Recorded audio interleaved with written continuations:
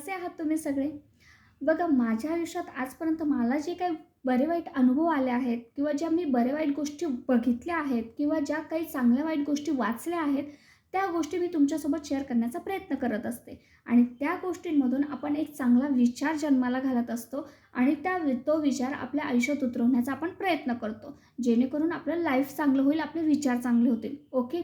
असाच एक वाईट अनुभव, वाईट नाही म्हणता पण चुकीचा अनुभव जो माझ्या मनाला नाही पटला, असा अनुभव मला काल आला आणि तो अनुभव मला तुमच्यासोबत शेअर करावासा वाटतो आहे.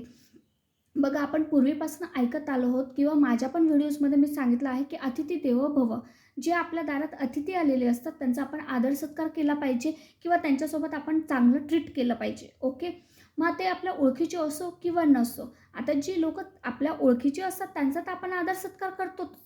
पण जी लोकं आपल्यासोबत अनोळखी आहे, पण ते काही कारणानिमित्ताने आपल्या दारात आलेली आहे, अशा लोकांसोबत आपण चांगल्या प्रकारे ट्रीट केलं पाहिजे. ओके. अशीच एक काल लेडीज माझ्याकडे देवीची पालखी घेऊन आली आणि ती बाई मला म्हणाली, की "आई, तू ह्या देवीला हळदी-कुंकू वाहा आणि तिला काही दक्षिणा दे." ओके. आता आपण देवाचा वाटा तर काढलाच पाहिजे ऑफकोर्स. त्याच्यामुळे मी तिला परत तर देऊ शकत नव्हते. हे माझ्या मनाला पटत नाही आणि ती माझ्या दारात आलेली अतिथीसुद्धा होती. त्याच्यामुळे मी तिला पैसे दिलेच. पण मला एक गोष्ट नाही पटली, की एवढी तरणी-ताठी बाई, देवाने एवढी धडधाकट बनवलं तिला आणि ती देवाच्या नावाखाली असं भीक मागते, चांगलं वाटतं का? म्हणजे आपण इव्हन देवाधर्माच्या स्थळी पण जातो, तर त्यावेळीसुद्धा आपण बरेच लोकं बघतो असे, की देवाने त्यांना एकदम छान 2 हात, 2 पाय अगदी व्यवस्थित दिलेले असतात, तरीही ते भीक मागत असतात. आता भीक मागणं कितपत योग्य आहे? भगवंताने आपल्याला कशासाठी हे जन्म दिला आहे? एवढं चांगलं शरीर कशासाठी दिलं आहे? भीक मागण्यासाठी का? हे आपल्याला कळलं पाहिजे. ओके. आता भीक मागणं म्हणजे फक्त हे दुसऱ्याकडून पैसे मागणंच नाही होत. ज्या आपल्या अपेक्षा असतात, ज्या आपल्या इच्छा असतात, त्यासुद्धा आपण दुसऱ्याकडून एक्स्पेक्टेशन ठेवणं त्याच्या म्हणजे माझ्या अपेक्षा ह्या माणसाने कंप्लीट केल्या पाहिजे, हे सुद्धा एक भीक मागण्यासारखंच आहे. ती लेव्हल त्या भिकाऱ्यासारखीच आहे. ओके. आता ते कसं काय?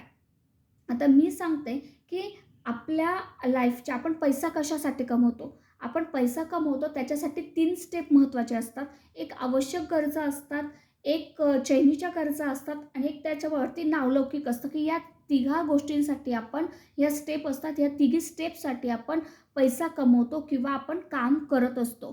ओके. हे आपण लहान असताना स्कूलमध्येच शिकलो आहे. मग आता ज्या आपल्या आवश्यक गरजा कोणत्या आहे? की जे पूर्वी आपल्याला स्कूलमध्ये शिकवायचे की अन्न, वस्त्र, निवारा. अन्न, वस्त्र आणि निवारा ह्या 3 गोष्टींसाठी आपण ह्या मूलभूत गरजा आहेत, आवश्यक गरजा आहेत आणि त्या आपण मिळवण्यासाठी आपण काम केलंच पाहिजे. मग ते भीक मागून कंप्लीट होणार आहे का? नाही ना. भले आज ते पोटासाठी भीक मागू राहिले, पण भीक मागून पोटाची खळगी भरवणं कितपत योग्य आहे? ओके. आता दुसरी गोष्ट, आता आवश्यक गरजांमध्ये आता बऱ्याच साऱ्या गोष्टी पण आलेल्या आहेत, की जेणेकरून आपल्याकडे एक स्वतःची टू व्हीलर, कमीत कमी टू व्हीलर तरी असली पाहिजे. जेणेकरून आजची दुनिया एवढी फास्ट फॉरवर्ड झाली आहे, की कोणतंही काम फास्ट पाहिजे असतं आणि ते फास्ट काम करण्यासाठी, जॉबवर जाण्यासाठी वगैरे घरात एक टू व्हीलर असणं फार गरजेचं आहे. ती एक आवश्यक गरज झाली.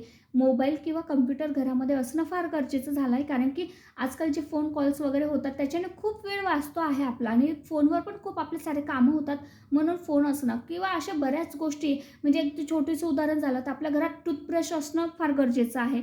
का? कारण की पूर्वीचे लोकं हे लिंबाची काडी वापरायचे किंवा मिसरी किंवा राख वगैरे राखीने सुद्धा दात घासायचे, तर त्याचे दात स्वच्छ होऊन जायचे. आता तसं करू शकतो का? नाही. म्हणजे ह्या काय सगळ्या आवश्यक गरजा झालेल्या आहेत घरातल्या. ओके. ह्या गरजा पूर्ण करण्यासाठी आपल्याला काम करणं गरजेचं आहे.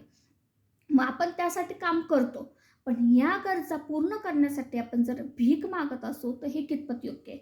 ओके.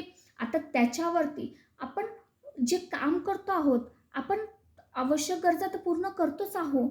पण त्याच्याही वरती काहीतरी आहे. ते पण अचीव्ह करण्याचा प्रयत्न करा आणि ते कधी होईल माहिती आहे? ते जर आपल्या लाईफमध्ये काही टार्गेट असेल तर.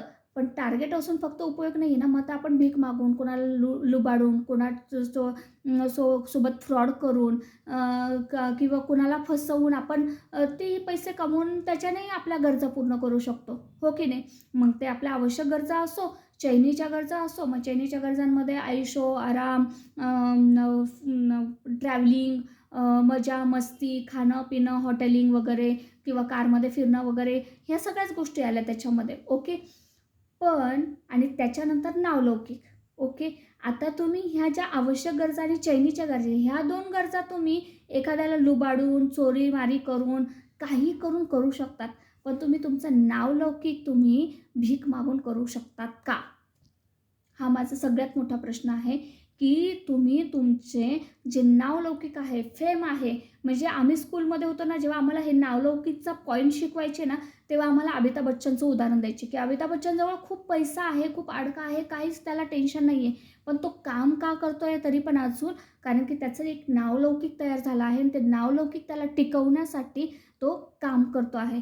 मग हे आपल्याला नावलौकिक कोणाला लुबाडून किंवा भीक मागून होणार आहे का? त्याच्यासाठी स्वतःलाच कष्ट करावे लागेल. मग जर स्वतःला कष्ट करून जर नावलौकिक मिळवायचं आहे, तर त्याच्यासाठी आधी खालचे 2 जे पाया आहे, पहिला आवश्यक गरजांचा, दुसरा चैनीच्या गरजांचा, हे 2 जे पाये आहे, हे पाये आपले प्रामाणिकच असले पाहिजे आणि कुणाकडून भीक मागून नाही तर स्वतःच्या कष्टानेच उभे झाले पाहिजे ते. तेव्हाच आपण होतो जो वरचा पाया जो आहे, वरचं जे टोक आहे, ते भक्कम त्याच्यावर टिकवू शकतो. नाहीतर ते कधी ढसळेल त्याची गॅरंटी नाही राहणार. म्हणून कृपया कुणाकडूनही भीक मागून किंवा कुणाला लुबाडून पैसे मिळवू नका.